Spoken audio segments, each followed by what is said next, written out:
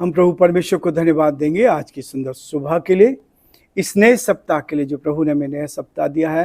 और इस सप्ताह का पहला दिन सोमवार का दिन है, ताकि हम प्रभु की महिमा कर सकें। मैं आप सभी का वेलकम और स्वागत करना चाहूँगा। लिविंग क्रिश्चियन वुमेन फेलोशिप की ओर से, इस मिनिस्ट्री की ओर से आपको धन्यवाद देना चाहता हूँ कि जो कार्य, जो प्रार्थनाएं आप कर रहे हैं, जो सहयोग आप दे रहे हैं, मैं उन सब के लिए आज दिल की गहराई से आपको धन्यवाद देता हूँ। आज के दिन की शुरुआत हम प्रभु के इस वचन के साथ करना चाहते हैं। रोमियोस का 5 अध्याय उसके 13 और 14 पद को मैं आपके सामने पढ़ना चाहूँगा। व्यवस्था के दिए जाने तक पाप जगत में तो था, परंतु जहाँ व्यवस्था नहीं वहाँ पाप गिना नहीं जाता।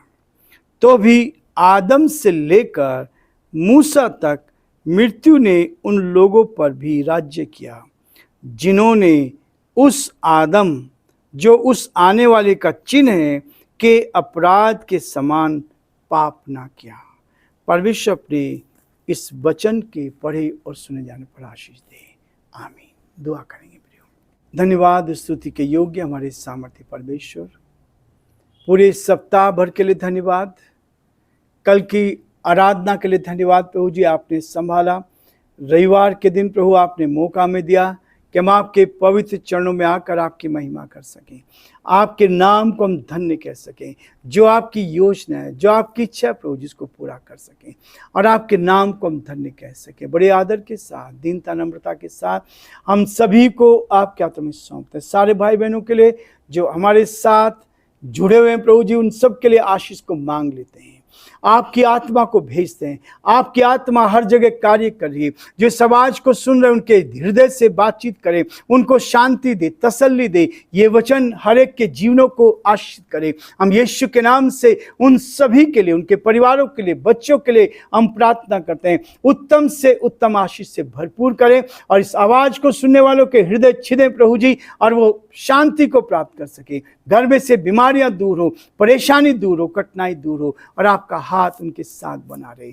हम बड़े आदर के साथ, दीनता नम्रता के साथ हमारे इस देश को आपके हाथ में सौंपते हैं। इस देश के प्रधानमंत्री के लिए, राष्ट्रपति जी के लिए प्रार्थना करते हैं, उनको भी संभालें। आपकी दया दृष्टि उन पर भी बनी रहे। हम प्रार्थना और विनती करते हैं पिता, हमारे प्रदेश के मुख्यमंत्री अशोक गहलोत जी के लिए आपका हाथ उनके साथ बना रहे, आपकी सुरक्षा उनके साथ बने, आगे बढ़ाएं प्रभु जी, और जो आपकी योजना है वो उनके जीवन से पूरी की जाए। हम बड़े आदर के साथ, दीनता नम्रता के साथ हम सभी को आपके हाथ में सौंपते हैं।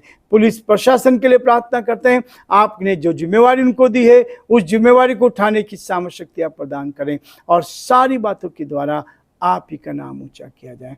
हम सारी महिमा, आदर, गौरव प्रभु जी आपको देते हुए, हम सभी को प्रभु जी आपके हाथ में सौंपते हुए इस विनती को अपने प्रभु, अपने उद्धारकर्ता यीशु मसीह के नाम से मांगते हैं। आमीन।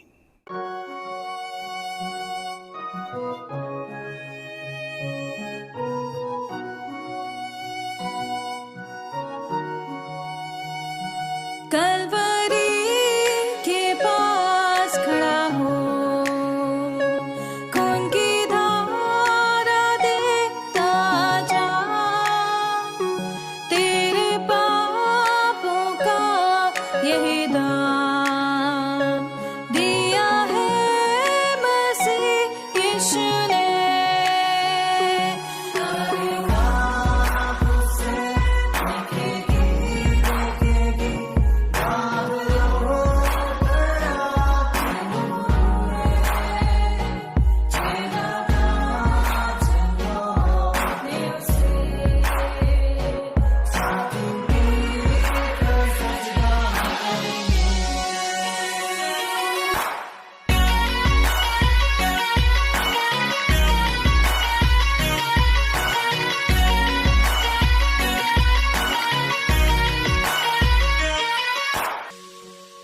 ये हुआ सब तेरे लिए, तूने भी उसे छेड़ा था,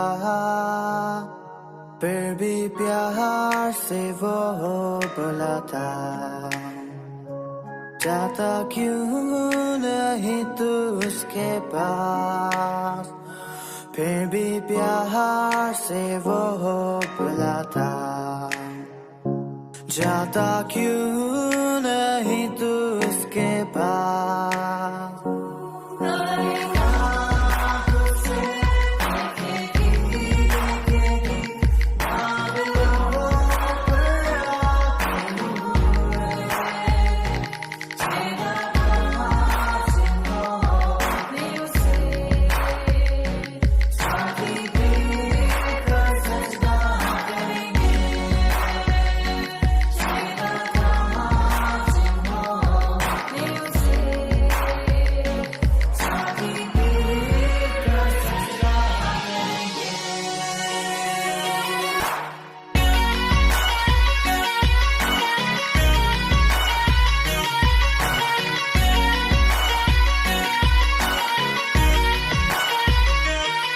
जल्दी वक्त गुजरता जाता है, रात अंधेरी आती है, तौबा कर दरवाजा होगा बंद, कुछ ना होगा फिर पछताने से, तौबा कर दरवाजा होगा बंद, कुछ ना होगा फिर पछताने से।